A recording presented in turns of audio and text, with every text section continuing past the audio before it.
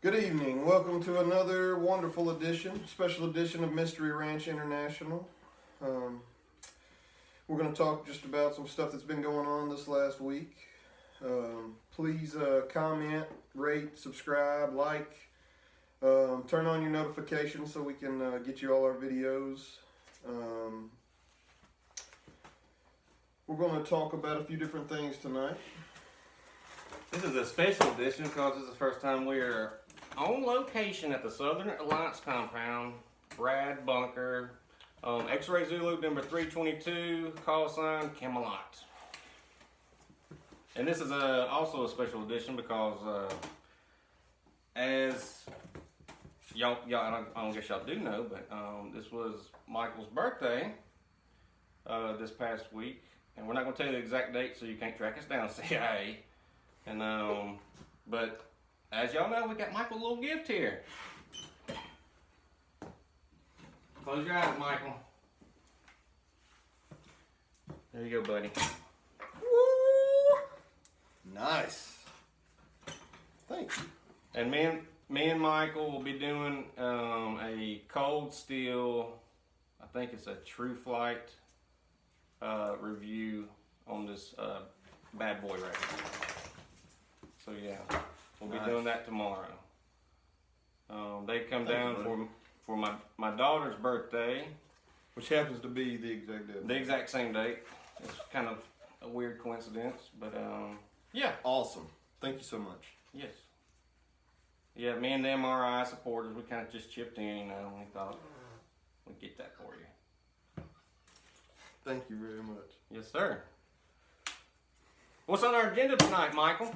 Well, we got kind of this week's news. You know, the JFK files were released, what little bit that was. We got a little bit on Donna Brazile, and of course Weinstein's been in there, keeping us focused on that rather than the corrupt politics going on in the world. So we're going to talk about all the Hollywood, some of the, at least probably, I'm sure not all, some of the Hollywood people, you know, getting their names mentioned right now. I think, we're also going to talk about the opioid crisis, and just a little bit about that. But I think James is going to read us the quote of the day here. Quote of the day. This is William Casey, CIA director, circa 1981 or 80s. So I might have to Google that. But anyways, William Casey. We'll know our disinformation program is complete when everything the American public believes is false. So they know they have done a good job whenever the American public hears something on the news and says that's false, or they question it, or they think it might be half truths, etc. So that says a lot.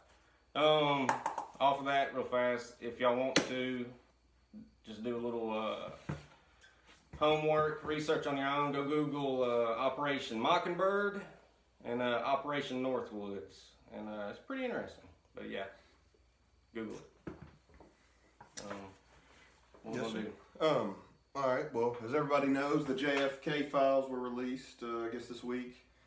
And the FBI was urging Trump to hold back on that. Of course. Yeah.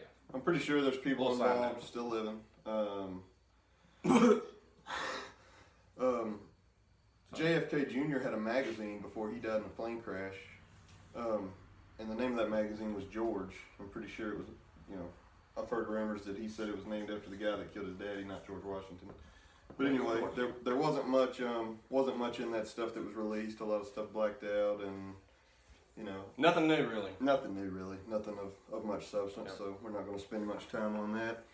You got Donna Brazile. Donna Brazile, you know, she's the lady that she usually sits vice chair of the Democratic National Committee. I think she's head right now because Debbie Wasserman Schultz stepped down because of all this stuff where they rigged the primaries so that Hillary could have the Democratic nomination instead of poor Bernie Sanders. I'd say Bernie got shafted on that one. Yeah, and you should look up a video at the DNC convention when Hillary announced that she would be happy to have the candidacy or whatever. That poor Bernie was sitting up there just like having to keep his mouth shut, probably against everything. You know, I think he's probably a good man. I don't care for his politics, but I think he's a good man, and I kind of feel bad that he was really screwed out of that. Was he screwed, or was he promised the private island in the Caymans? Well, that's another question. But you agree to a private island, or you agree to what? You know, you don't. Yeah, maybe you made offers you don't refuse. You know, you agree to go to Arkansas and get suicided. What do you do? You take your island and you go. You take your island. You know, you can look at the pictures. There were stadiums practically filled with Bernie Sanders supporters, and the fake news had to show just a ground level of people that were probably paid and bust in to make it look like Hillary had filled places up. So I would say Bernie is probably the legitimate, should have been the legitimate Democrat nominee. Donna Brazile actually, you were doing a little research earlier, and she said something like that she was. I think she feels bad now. That came out 7 hours ago, I think. We saw. Well, you know, Donna Brazile just came out with a new book. Yeah. So she's offered a lot of money for this book. Obviously, I don't really think she's a good person. I don't think she did. She came out with this stuff to. Where'd you go buy that book at, Michael? I ain't buying that book. I don't. You know, I don't believe if she's this dishonest. All right, here's what Donna Brazile did.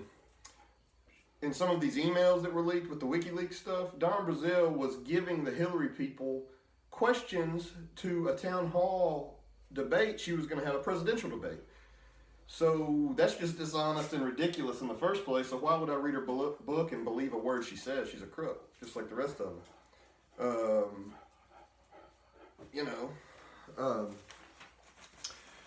In her new book, Miss Brazile, she says she contemplating setting in motion the process to replace Hillary. I think there were a few people they thought about replacing her with maybe Vice President Biden, which, you know, I'm sure he's a fun guy. Yeah. That's a creepy old dude. I don't care who. Look up all his pictures. You can look up all the pictures of him, like with chicks sitting in his lap or groping. Man, it's not even chicks. It's like young people.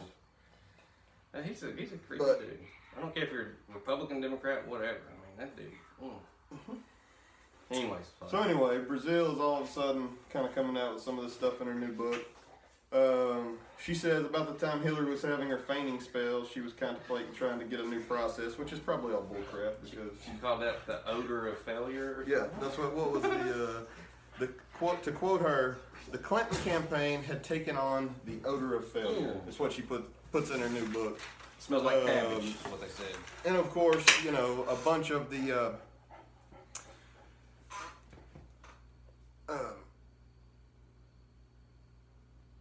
High-end people that were involved with the Clinton campaign said that they wrote a letter. It was like 12 of them or something. Wrote a letter saying that we do not recognize the campaign that she portrays in her book. So I mean, of course, they're all liars. So who knows who's telling the truth? That's why I ain't buying the book. She talks about in her new book, though, which I kind of like, the dysfunction and the dissension throughout the Democratic Party. I mean, all kinds of crazy stuff. Apparently, these high up campaign people, Charlie Baker, Marlon Marshall, Dennis Chang, she supposedly told them she's claiming that they'd never give her any money to do all these things they wanted her to do, but they still wanted her to do it. And she says that she told them she was treated like a slave, and that she's not Patsy the slave. Them's long words, Miss Brazile. She said, to quote Miss Brazile, "I'm not going to be your whipping girl." Oh, no. anybody that halfway paid attention to the campaign knows it was just a crazy, chaotic Hillary flipping out, not even coming and saying it's over, you know, because she was so drunk and belligerent and angry that, you know. Anyway, I don't want to spend any more time on Donna Brazile because she's I don't believe it is what it is. Anyway, you know, she's obviously if you're giving, I want everybody to think about this real quick, and we'll move on. You're giving a presidential nominee before a debate the questions that are going to be asked on a CNN debate, of course. The questions that are going to be asked. It doesn't matter if you like the guy that won or what. In our country, do you believe that that's okay and fair? And do you think it's okay that the news media didn't cover that much? And she's a CNN commentator. And she was a CNN commentator at the time, and I think she might still be. So let's say somebody from Fox News commentator that just so happens to be the what do they call that? It's some kind of advisor for a media advisor for the Republican candidate, and that person works at Fox News. And that person gives Donald Trump the town hall questions. Where's that going to go?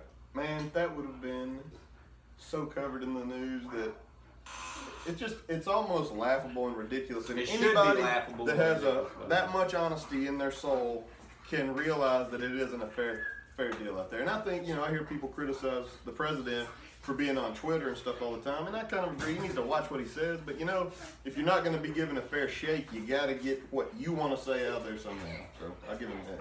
You know? Yeah. Another thing we might talk about here, the opioid deal that's going on. The Center for Disease Control says that 100 Americans die a day from opioid abuse. So that's what? That's 40,000 a year? So you got 365 days a year, 100 a day. And that's probably a low estimate. How many of unrelated cases? You know, from depression, losing your job. Well, how many times is somebody drunk driving down the road and they say they're drunk, but they've been, you know, popping pills and have one drink and it throws you out of whack, you know. But the president came out and said that last week said there was a crisis with the opioid problem in America, and I agree with him. And I think, you know, they just have a super strong lobby and they got doctors. You know, if your company brings, you know, filet steak dinner for the office twice a week, you're going to be likely to prescribe those pills, I would say. Mm-hmm. You know, lots of little things like that they need to crack down on, now, in my opinion. This is just me and you. I don't think you haven't even talked about this, but so during the Obama administration, Obama actually lowered what was the normal opioid drugs at the time. And you have had a spike since then of people that have felt like they weren't getting enough of their in their prescribed pills and actually bumping up to next level drugs like OxyContin and everything else, and a lot more addictive drugs. Now you have this new synthetic opioid coming out. I think that's what killed Michael Jackson. I mean, it's an epidemic. Much an elephant tranquilizer. And let me tell you, folks, we've grown up and seen people become pill heads and stuff.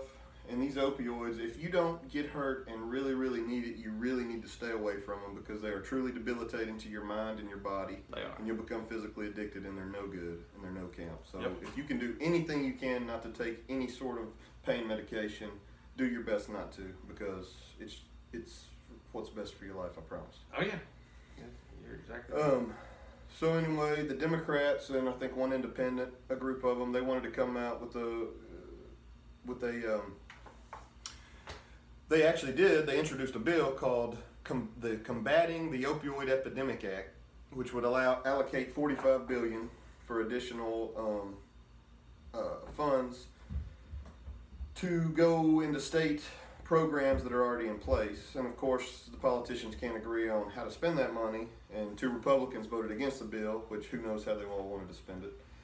But It's definitely a problem in this country. I don't know how you solve it, but we need to get back on. We need to get back to the MRI listeners and tell them. I mean, why would you vote against that? I mean, I don't know. other than play devil's advocate, other than it's $45 billion, I would want to know where it's going rather than just give a bunch of crooked politicians. Gotcha. I get 15 million of it. You get 15 million of it. You get 15 million of it, and our buddies are all going to make money. Yeah. So I can kind of see that, but we need to do something. It's a problem. Yeah, exactly. Okay. Gotcha. That's my opinion. I mean, that's not necessarily my opinion. That's just kind of whatever. I could see why somebody might. But I don't. Gotcha. I haven't researched enough to get all the details to see how they want to spend the money. I guess each state would need to, whatever state you live in, you need to look and see how your state's spending its opioid prevention money or however you. We'll have to look into that and get back with our people. Something else that's been going on is the Harvey Weinstein stuff. You might as well call it Hollywood scandals, I guess. You know, you got Corey Feldman trying to raise $10 million for security for his family and to come out with some of these names. And $10 million? He named, it's what he's trying to come up with. He's raised a little bit already, but not that much, I don't think. And he named some guy that was in a few of he and Corey Haim's movies. I recognize the guy, but I haven't really seen him in much. I'm assuming there's a whole lot bigger players and all that.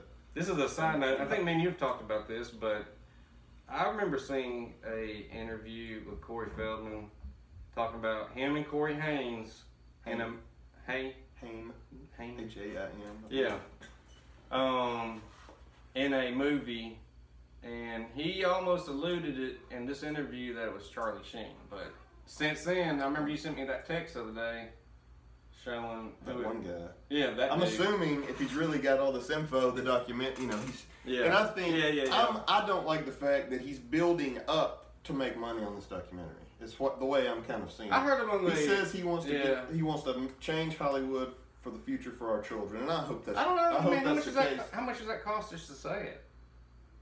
Yeah. And actually, if you're going out on a limb, there's super powerful people that MRI believes is involved in pedophilia and horrible, horrible things, and you need a bunch of money to protect against these evil forces. So, I don't blame him for that. And security. I hope he does. I hope he does something for America in general by bringing some of this to light, because we got a list here of folks that are, just here in the last little bit. Who we got, Michael? Who we got? Have been involved in some of this craziness of this and folks, if you go to Hollywood to be involved in Hollywood, you might as well just assume it's a debaucherous environment and it's not a place. Look at what Disney has produced.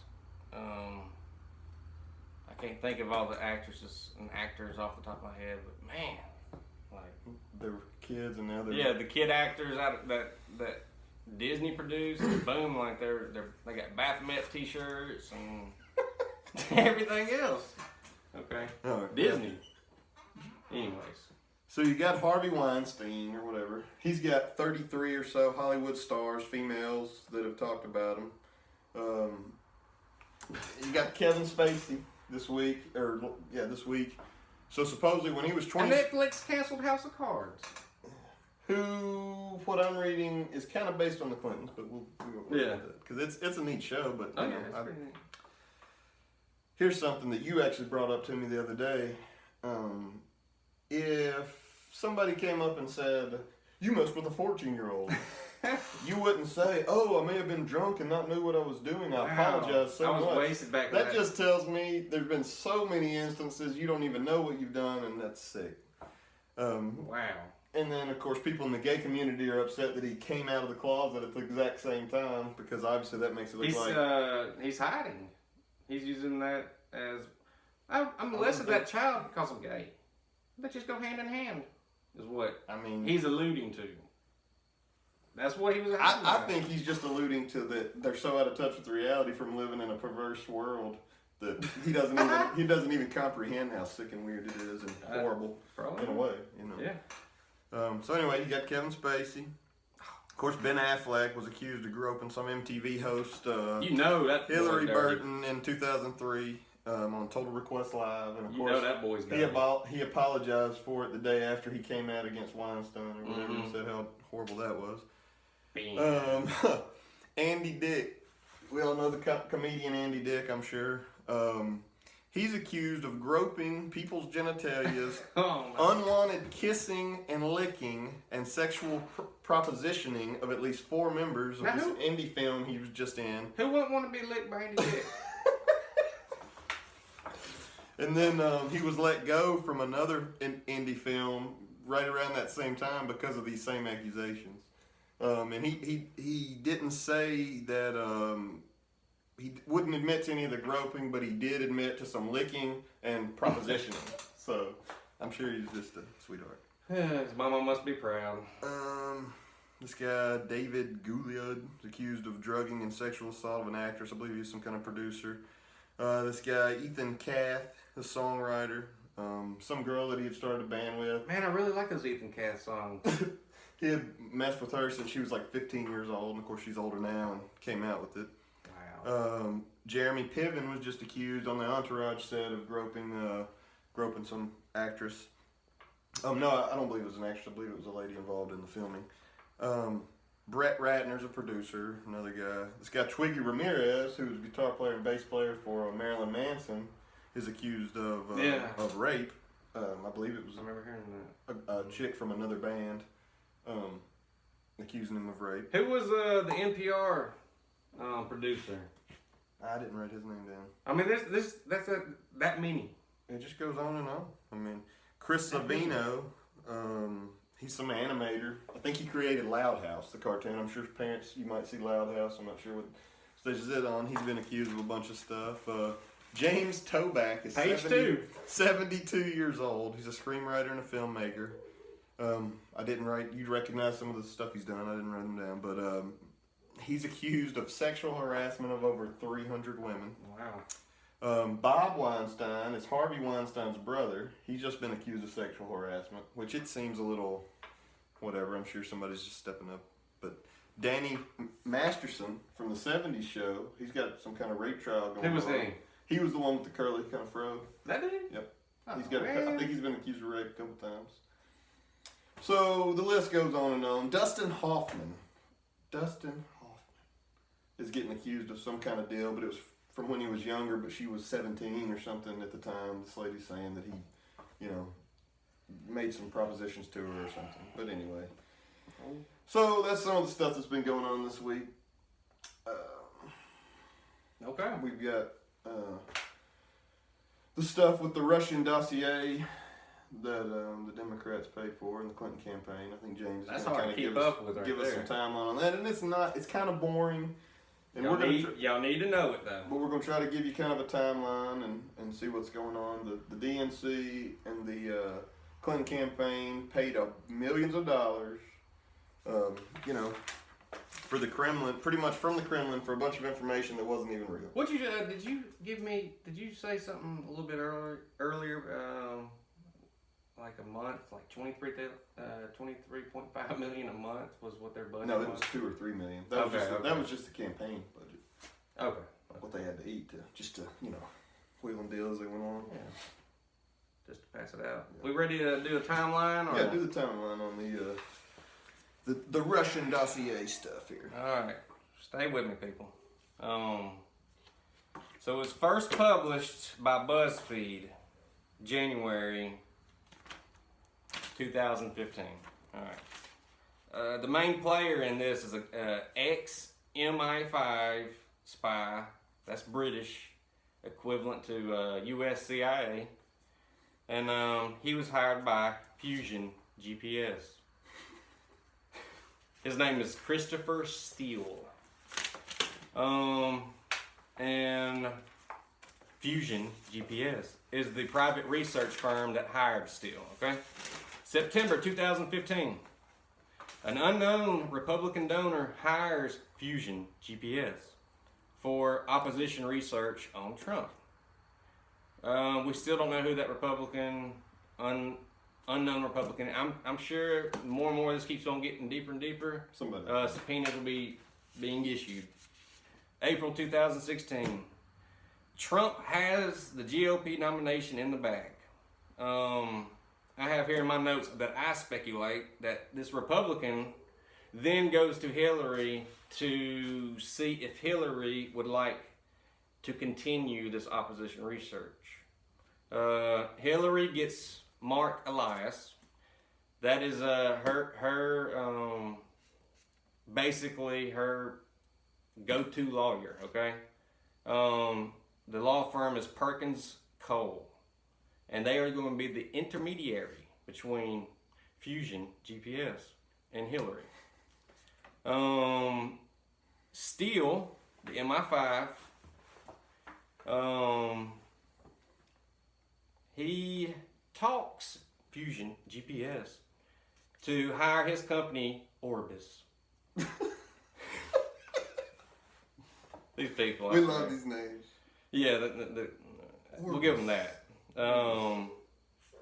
They work overtime and they pump out 16 versions of this dossier before the November election. Okay. I have this as a side note. This is when the FBI begins formal investigation into Trump, Russian ties, June 2016. Excuse me.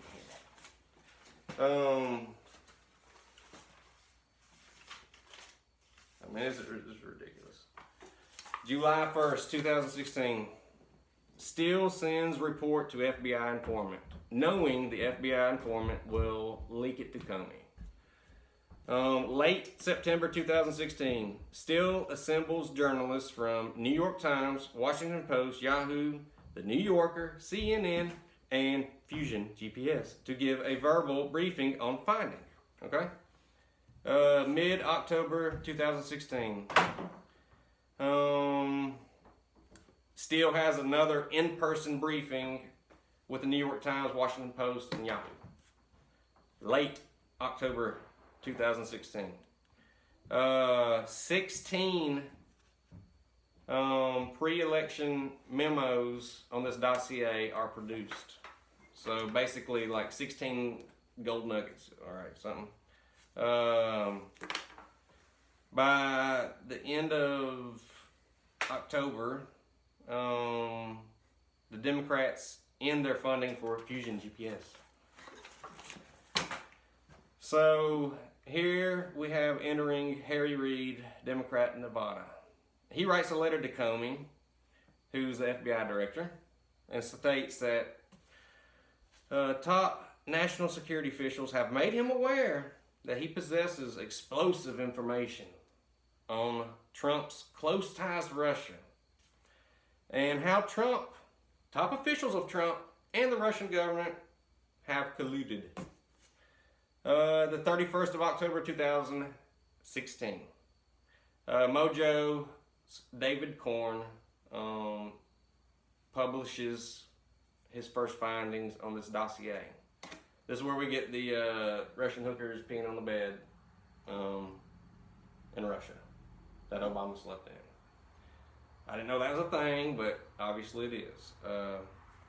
November 8th, 2016, Trump wins. FBI agrees to pay Steele to continue his opposition research. Later on that day... What's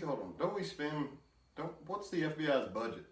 So I guess within this budget, they can just pay some private company millions of dollars to do research. Because we don't have a bunch of bureaucrats sitting in offices not doing anything to do research. But okay, sorry. Yeah. I mean, good point. Legit. You know? Yeah, it sounds really legit. Smartly, they decide not to continue this research. The 18th, enter Senator John McCain into this dilemma. Republican Arizona. John McCain's a snake. I don't know. I don't know about that fella right there. He attends the annual Hall of International Security Forum in Nova Scotia. There, Andrew Wood, who he's the former UK ambassador to Russia, informed McCain about the existence of corrupting materials. And Wood, so this is a side. That's pretty much the Kremlin giving information to Christopher Steele. Yeah. Paid for by the Clinton campaign. Yeah. And the FBI is trying to find collusion with Russia with our president. Yeah.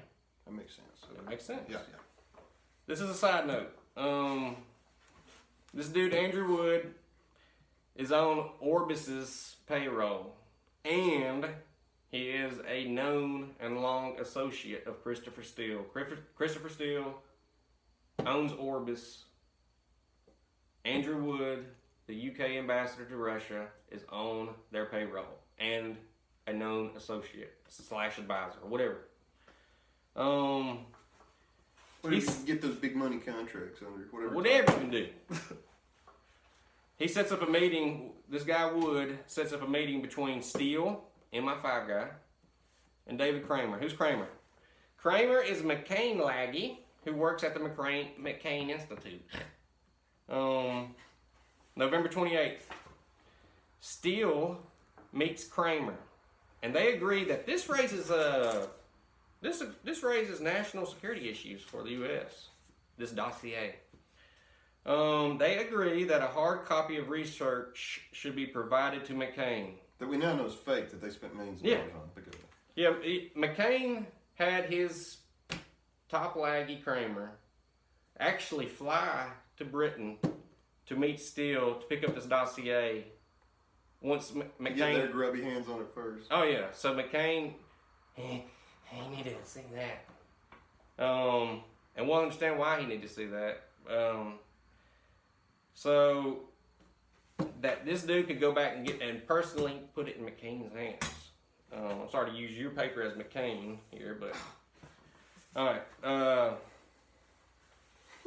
It should have plenty of Russian hooker ass slapping and a mattress peeing and Trump, Putin, horseback riding, shirtless, of course, along the Chechen mountains, and scuba diving in their man panties in the Red Sea, and both emerging with Greek pottery.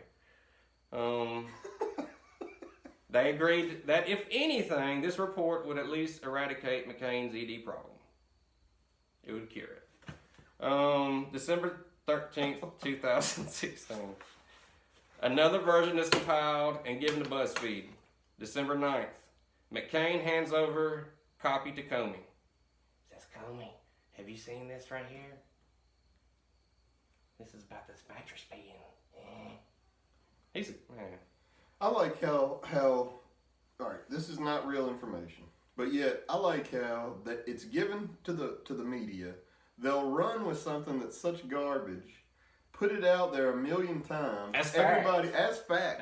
Everybody in the country sees it because they put it on morning, noon, and night. BuzzFeed. You know, they're putting it on everything. Yahoo and News. then You were when it complaining comes about up- Yahoo News the other day. It's a freaking joke. I remember why I changed my news feed.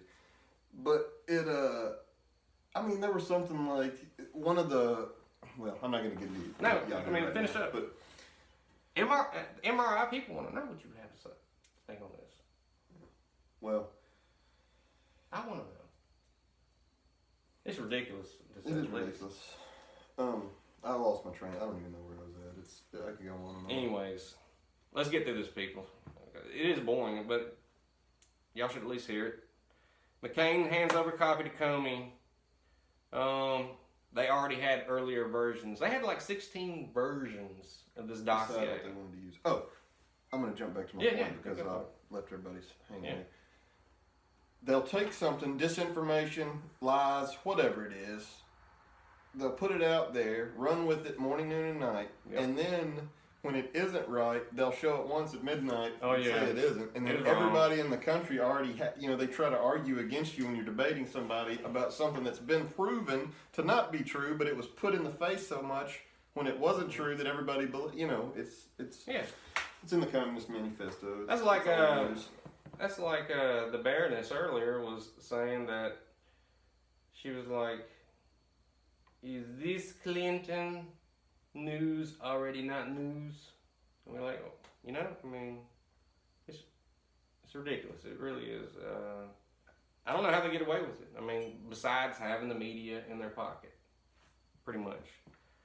All right. Late 2016, BuzzFeed's editor-in-chief, Ben Smith, takes a picture of this dossier. Of the actual, I think, first version. January 6th, Comey briefs President-elect Trump. and the Obama administration of these potential national security risks. January 10, 2017, CNN publishes its report on briefing of Comey to Trump and Obama, adding that U.S. national security officials have been examining Steele's sources, and they found them credible enough to include into the presentation. Yeah. Bring you up to date, October 24th, 2017. After numerous attempts of lawsuits and subpoenas, this is finally all bubbling to the surface. So, and everybody will see. Actually, the news can't hide it anymore, and it seems like, the Brazil stuff, they're turning on Clinton now because Clinton's a loser. And she's so corrupt and so horrible that the Democrats are starting to get away from her, and they're going to start turning on her. And I believe that we're going to see it more and more. You got the Brazil book, you got different things. Don Brazil, watch your back, girl. Yeah, you're going to get... Watch your back. It might be not today, not tomorrow, but I hope you don't get suicided. That's all I got to say. I hope I went around Hillary in a lamp whenever she heard this news. Yeah, because it got broke. It got broke. But we're going to see in the following weeks a little bit. If you really watch, I doubt they'll play much of it. But the Clinton campaign, there's a group already out that filed some kind of complaint or grievance, I think, with the FEC or somebody, because supposedly the Clinton campaign has hid payments from public view, having to do with the DNC, the Democratic National Committee, and the Clinton campaign failed to accurately disclose a lot of this money that was paid for this dossier. So it's going to cause more problems because they paid a lot of money. They paid a lot of money for this thing. We've talked about it before. It's just a joke that the news is a joke. It is. Anyways. So the timeline was good because it's been confusing and it's hard to follow it all. And I think you did a great job laying it out there. Thank you. So as always, don't forget to comment, rate, subscribe, turn on the notifications so you don't miss our next video. Please comment. We want some comments. There was a comment you wanted somebody to ask a question, or you wanted to ask somebody a question about something. I can't remember what it was. But anyway, don't forget to, if you want to question everything, you want to find the answers, follow the money. And the power. And thank you very much. Y'all have a good one. Thank y'all.